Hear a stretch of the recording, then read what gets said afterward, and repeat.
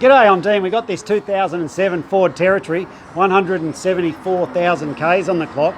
I just want to show you what the job is to replace the diff bushes in these.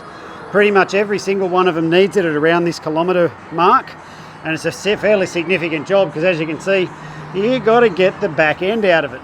So what we've got to do that is to drop down up here. You can see the main bolts that hold all the suspension cradle in place.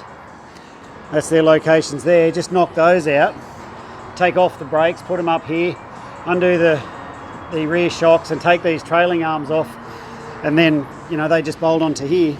Then you lift the car off. So you loosen them all up, bring the car down to the ground, finish untying them or undoing the bolts, loosening the bolts, then lift the car up. Now the reason we're doing it, the reason we've got to take this whole back end out is because of these little fellas there. That's the new one installed. It's called a bush. And there's the part number we use for this one. I like these Nolethane bushes because I've never replaced one.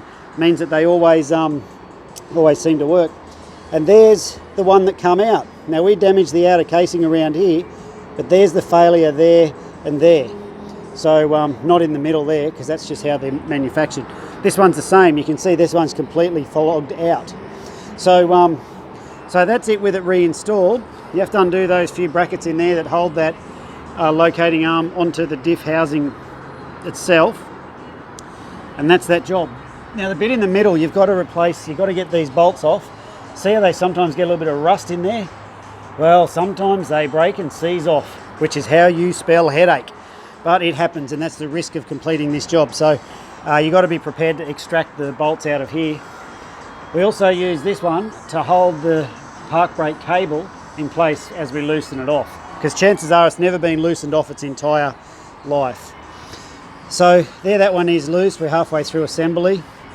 And then around this side is the main one. You can see here's the big one. These are the ones that always go.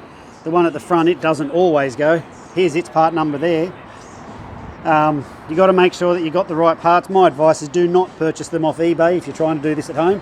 Why? Because when they send the wrong ones out all the time, you got to frig around sending parts back to eBay. You got a car pulled apart trying to get onto it. Now this is not a job you try and do in your yard, because to get that diff cradle out without a hoist, that's a challenging job. I'm sure you could do it, but geez, it's a tough one. But back to this, you can see how that one's failed across there, and down in there, and there's the new one in place.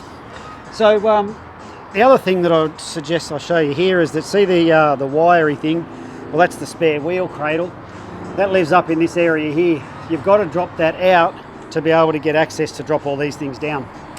So there you have a Ford Territory diff bush replacement project. Hit another one that we've done here. We've done hundreds of them, and every single one of them, including the Ford Falcons, they're the same. They need them as well. Thanks for watching.